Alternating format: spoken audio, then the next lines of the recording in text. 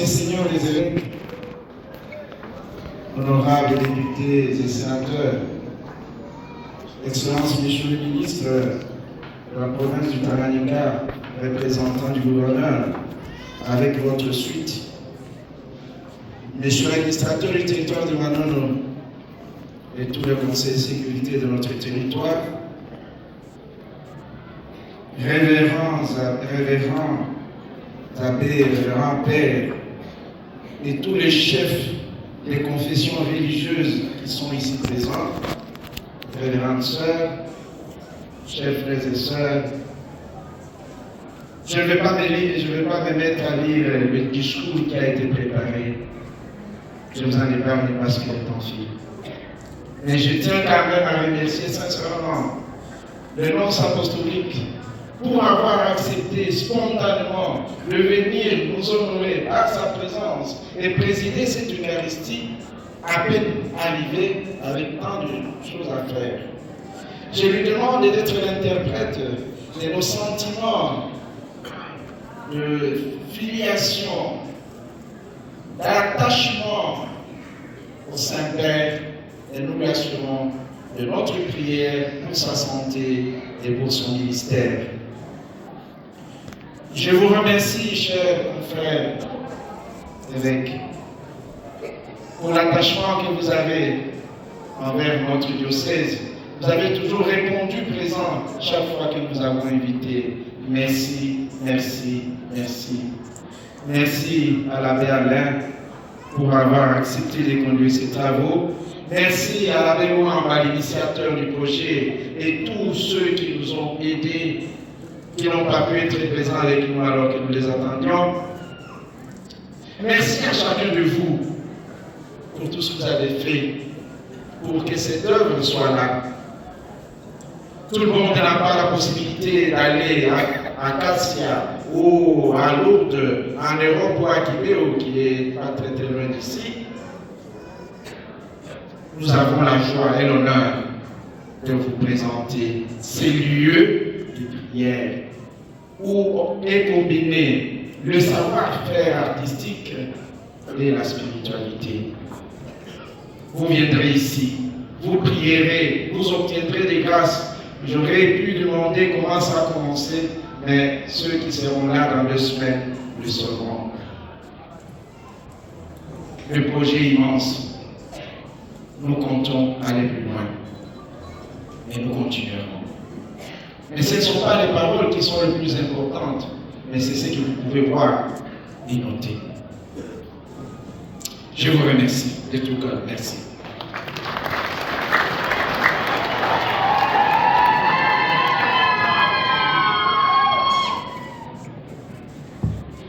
Suivons cette fois avec attention ce que va nous dire son Excellence Monseigneur l'archevêque métropolitain, président de l'ACP et de la SECO.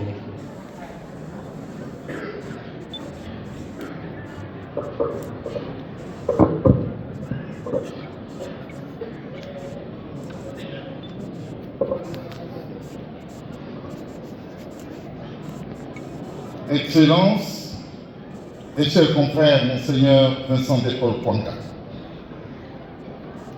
au terme de cette célébration pleine d'émotions, de ferveur et d'effervescence, j'ai l'honneur, au nom de la province ecclésiastique de Lubumbashi et de la SECO, de vous féliciter chaleureusement pour la réalisation de cette magnifique œuvre qui vient s'ajouter à de nombreuses autres dans votre diocèse. Je me réjouis de la réalisation de cette œuvre qui, à n'en point douter, démontre avec brio vos capacités de bâtisseurs infatigables et de dignes visionnaires.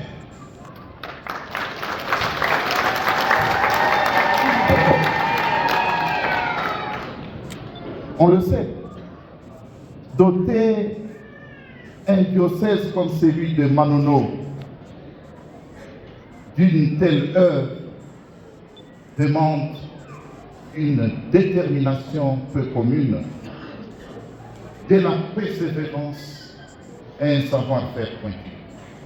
Aussi, je salue votre mystique de travail qui illustre sans fausse modestie vos talents incroyables d'entrepreneurs et de visionnaires. Excellence, vous convainquez même les personnes les plus sceptiques que vous êtes un pasteur attentif aux besoins spirituels de vos fidèles, un pasteur soucieux des soins de leurs âmes, un pasteur à même de trouver les moyens matériels et financiers qu'exigent de tels soins, et surtout un pasteur capable de concevoir des projets conséquents, de les élaborer, de les coordonner et de les conduire avec succès. C'est là, Excellence, s'il faut le dire de manière plus simple, une manière noble d'entrer triomphalement dans l'histoire et par la grande porte. Une manière d'imposer des souvenirs remarquables, des souvenirs qui vont traverser les âges. Assurément, Excellence, cette œuvre splendide, comme celles qui l'ont précédée, vous immortalise. Bravo, vaillant bâtisseur.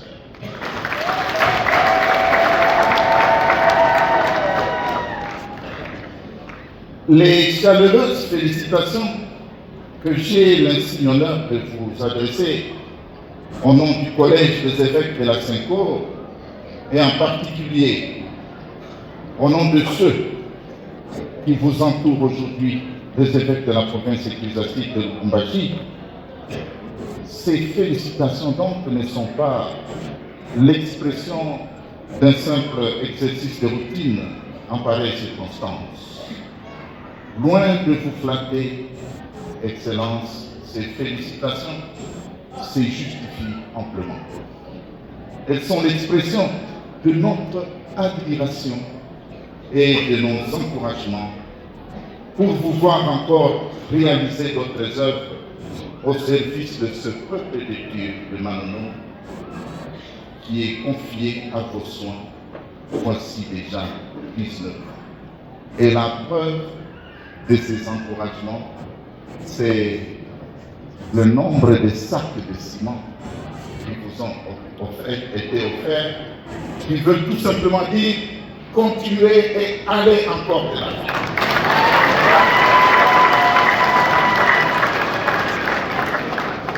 Par-delà notre admiration, vos réalisations dans la multiplication des infrastructures pastorales au diocèse de Manono constituent une interpellation. Une interpellation qui s'adresse à nous tous, à chacun et à chacune de nous, selon sa vocation, selon ses charismes, selon ses talents.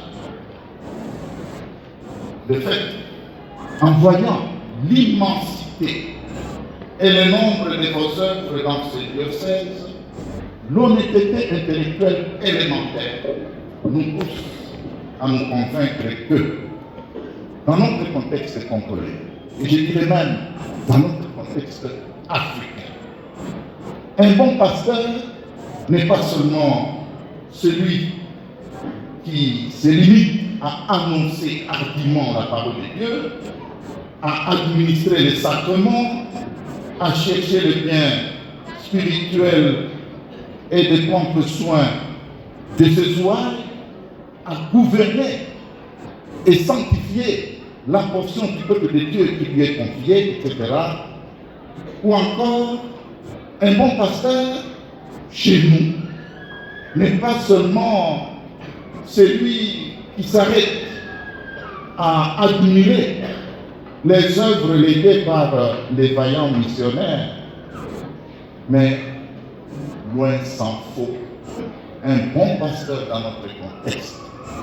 Et c'est lui qui, bien entendu, s'acquitte des tâches que je viens de citer, qui lui sont imposées par son ministère pastoral, mais aussi, comme vous nous en donnez la leçon et le démontrez si bien. Un bon pasteur, c'est celui qui sait améliorer l'environnement pastoral de son diocèse en lui dotant de multiples œuvres susceptibles de soutenir la vitalité de l'Église dont il a la charge. Est-ce que je me trompe?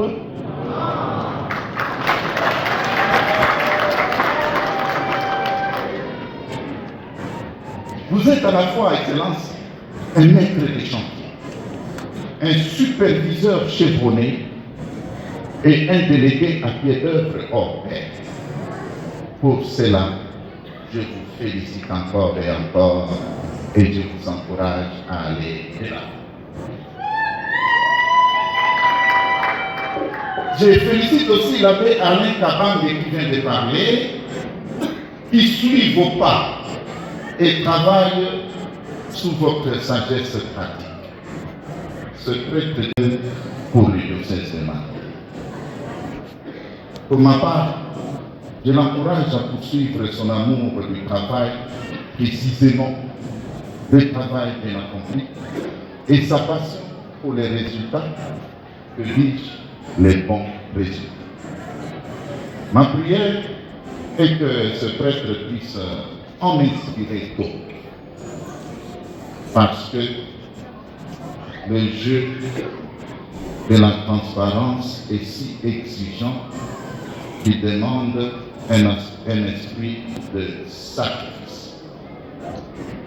À l'abbé Anselme Luamba, que j'aurais souhaité voir ici aujourd'hui, mais qui n'est pas parmi nous, j'adresse mes remerciements les plus sincères pour son modèle à imiter, le prêtre de la diaspora soucieux du développement de son diocèse d'origine.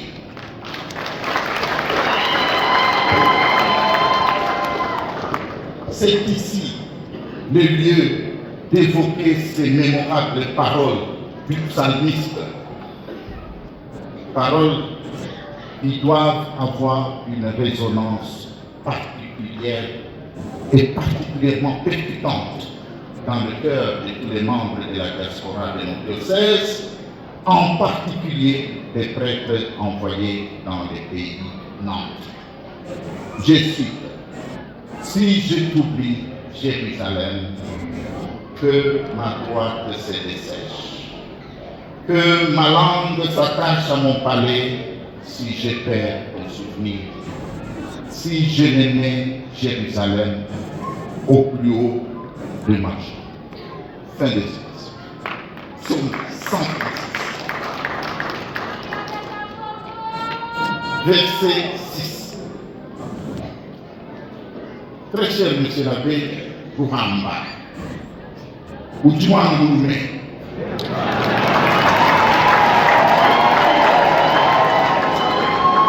pas mal bien prononcé, n'est-ce pas?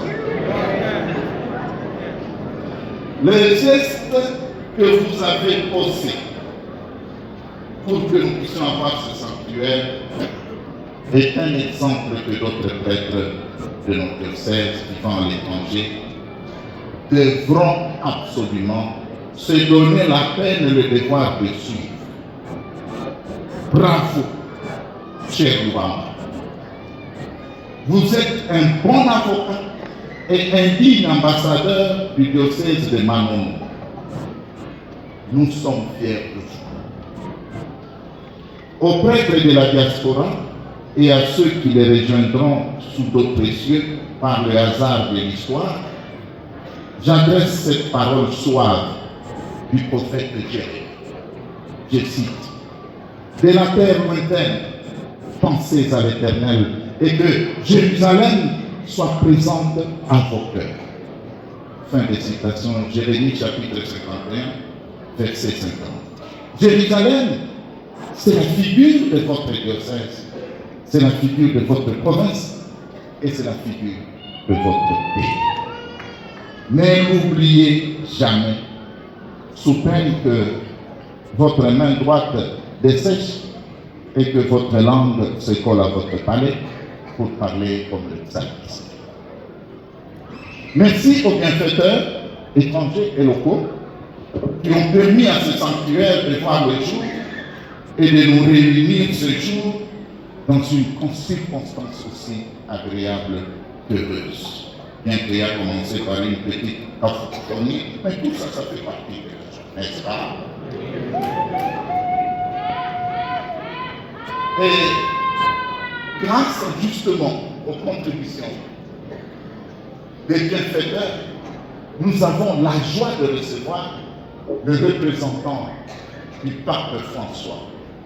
Vous vous imaginez quel honneur Manono a aujourd'hui de voir dans ces murs cet homme que tout le monde voudrait voir et il vient chez nous alors qu'il n'a même pas encore 2 mois. Je vous prie de l'applaudir très chaleureusement.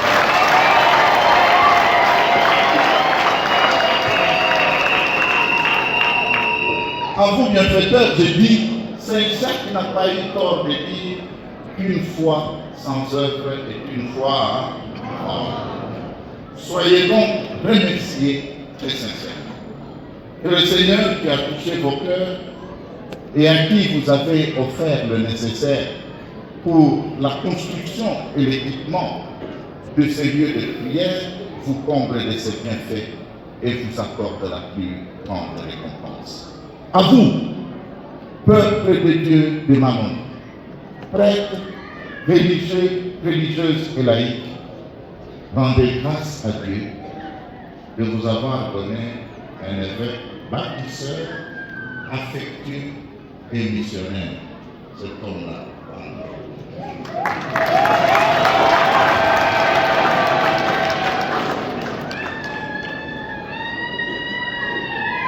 Priez sans cesse pour lui, soutenez ses œuvres qui poussent comme des champignons, parce que chaque fois qu'on vient à Manon, on trouve encore jaloux quelques personnes. Enfin. Travaillez main dans la main avec lui pour la croissance de votre diocèse et pour la gloire de Dieu. Et surtout, suivez son exemple. Il est comme un tronc de manioc. S'il tombe à gauche, il commence à donner, à bouche. S'il tombe à droite, il commence à bouche. Il était directeur national des OPM, il a bourgeonné et il a laissé d'immenses œuvres.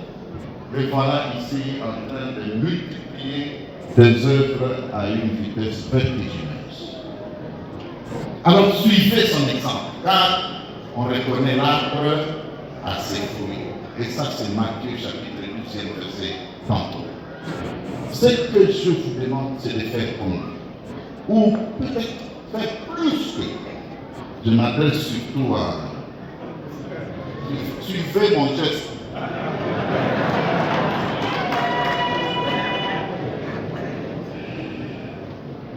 Mais ce que je voudrais vous dire, c'est que vous, l'Église de Manon, vous avez la chance d'avoir un sanctuaire.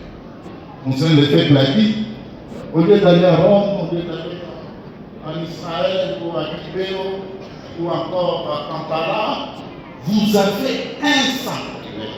C'est votre sanctuaire et il est à vous. C'est une chance extraordinaire. Alors, ne l'abandonnez pas. Fréquentez-le. Vous aurez beaucoup de grâce venant du Seigneur, parce que ce projet tel qu'il a été mené, c'est qu'il y a un signal très fort de la part du Seigneur en passant par Saint-Pierre. Alors, un sanctuaire est construit pour être fréquenté, ne le désertez pas, je vous remercie. Ecclésiastique, civil et militaire, son état déjà, je ne veux pas le répéter, je ne le répète. Beaucoup d'autres remerciements et d'encouragement sont déjà été dits. Je ne veux pas les répéter, je veux me rejoindre. Je veux faire seulement une geste de la proximité de sa sincérité par François avec l'église de Manon, sa joie de vous et de nous aujourd'hui pour l'accomplissement de ce grand œuvre qui est accomplissement de bâtiment, mais c'est commencement de la distribution de la grâce par l'intercession de Sainte Rita. Avec ce geste que je vais faire maintenant, d'embrasser votre évêque, je embrasse vous tous, les bénéfacteurs d'étrangers et d'ici, tous ceux qui ont travaillé pour arriver au jour d'aujourd'hui, au jour de fête qui nous donne le Seigneur. Accent.